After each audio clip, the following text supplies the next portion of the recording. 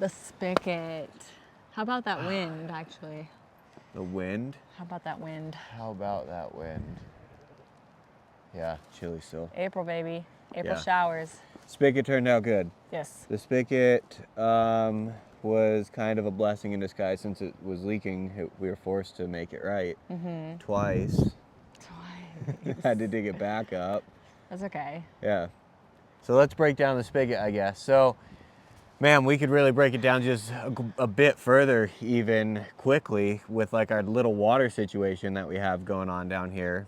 We have a super unique property as far as like water and how we get our drinking water. I guess not super unique. We just have 2 wells and like we kind of have to manage both of those wells properly because neither one of them is like a great well by any means. Right. So we have to manage our water down here. So off of the water line that runs to our second well, we teed into that line to come to this spigot originally, and that was probably 2 years ago. Probably pretty close to 2 years. I think that was 2 years ago when we tied this well into the main system and did everything. I think that was about 2 years ago. So yeah, we just teed off of our main water line essentially, running to this spigot. And this spigot was salvaged. It was a used spigot. Got it from the house that we moved from. Right. Yeah, we took a bunch of stuff from there when we moved. The company that bought it from us, they just wanted the property, not the house. So we were able to salvage a lot of stuff, the spigot being one of them. So yeah, that was a salvage spigot here on the second well. We just had to wait for the train, just went on by. I think it was carrying a bunch of cars, pretty loud one. But since that spigot was salvaged, I think it already had a bit of wear and tear on it before we even like dug it in and moved it to this property. And we typically only used that spigot with the second well. That's kind of like our irrigation well. It's really, really sandy, really, really gritty, so it's not great for running it up to the house. It plugs up the filters pretty much immediately. So since we were running that really sandy, gritty water through it, I think that it started to like plug it up and kind of like pieces on the spigot to kind of like break down a little bit quicker than normal, causing abrasion, and we actually developed a leak on that spigot. And we noticed that, I think, last fall. So we had turned it off completely over the winter because we could tell that it was leaking like a really slow leak.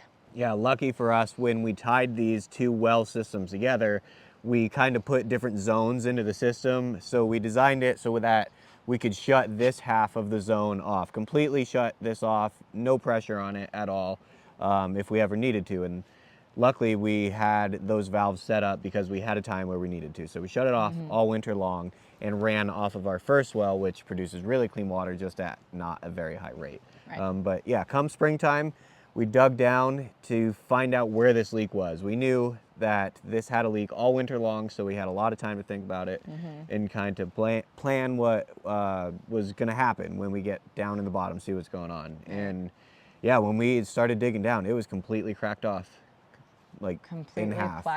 Completely cracked off there at the fitting. Even like back up a little bit further, when we were doing this lumber pad project is when you had accidentally broken it completely off. So we knew. Right. Yeah, you could hear it leaking. Yeah, so we knew right there. I think he just like wiggled it just barely, and you could tell it just. We were trying to use the water, and it snapped right off. And then you dug down, and the spigot like pipe was completely broken off from the fitting itself that's attached to the black water line. So that was kind of just a bit of fun right there. And therein lies like the situation in which we needed to completely move this spigot over closer to the fence, which was perfect because it kind of ended up in no man's land, which seems like where our spigots kind of end up for some reason. We always have to move them. Yeah, this is the second one that we've moved from its first location. Hopefully the last. Hopefully the last. I don't know. It's not too bad. But yeah, we moved this one probably 20 feet closer to the fence line here for 2 reasons mainly. I mean, one, to get it out of the way, because like you said, it was just kind of out in its original location. And then once Homestead Rescue and the Rainies came and helped us out, the design of the bottom here kind of changed a little bit and put that spigot out kind of in a weird spot. So this was a perfect excuse to just get a project that needed to be done. So we moved it over closer to the fence. And then the second reason is in the winter, it's right by the water trough for the animals. So it makes it super easy to water the animals in a winter. And living up here in the north, you know, we're pretty close to Canada.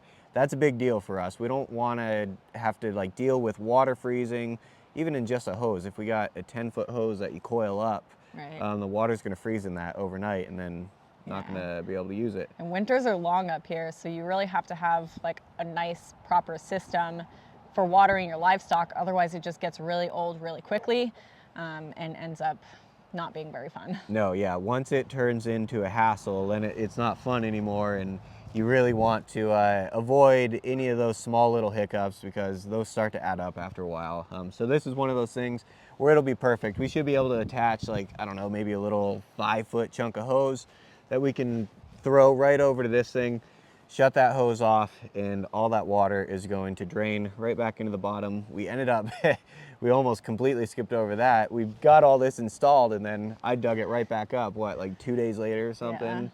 That was a 30-minute mistake that you called it, right? Yeah, it was about 30 minutes of like work time. Well, I guess plus the video. So yeah, probably an hour, say, in total, and setting all the cameras up and everything, an hour's mistake overall. But in work time, like 30 minutes, and yeah, just a pain in the butt. Yeah, pretty avoidable too, because I think you had mentioned in the video, like, we've put these spigots in before.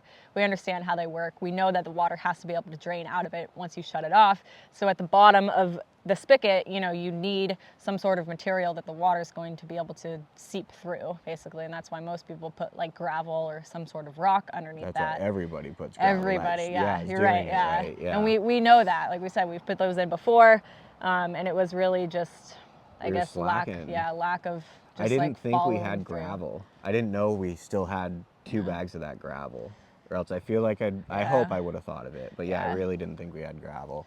But it worked out good. I mean, not too bad. Luckily, when you dig it back up, the dirt's still soft and everything, so it's pretty easy. That's actually, I did do that the very first time when we were first putting the water line in. Same thing, I dug back down to install a spigot like 2 days after I just buried the line. Good fun. Sometimes, fun. yeah, sometimes, I mean, anybody that owns property or a house or whatever knows, like, how important it is to do things correctly the first time. You know, Mike and I can definitely be guilty of that. It's easy to cut corners, and when you're a homeowner, it's kind of like, I'm the only one that's dealing with it, so what does it really matter? So it definitely pays to be a little bit more diligent and just kind of like, I don't even know if like responsible is the word, but just holding yourself, I guess, to a higher standard, you know. And it helps putting it on YouTube, because you have people that like call you out for it, you know, and so it's a little bit harder to ignore. So that helps keep us accountable and cut less corners, I guess. Yeah, pretty good project all in all. All in all, for sure. I'd say. Including the redig, but yeah, it should work fine now.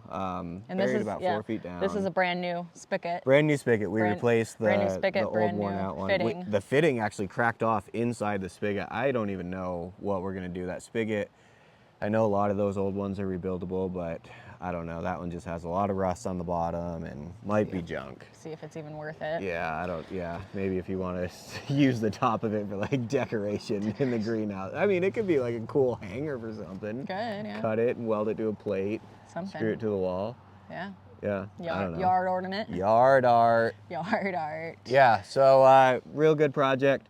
If you guys have not checked out that video on the Lordens, that's our other channel where we posted the refix to setting this yard hydrant. Go check that out. There's a link down in the description. And check that out. Thank you guys for watching. We appreciate it, and we will for sure see you in the next video. See you guys.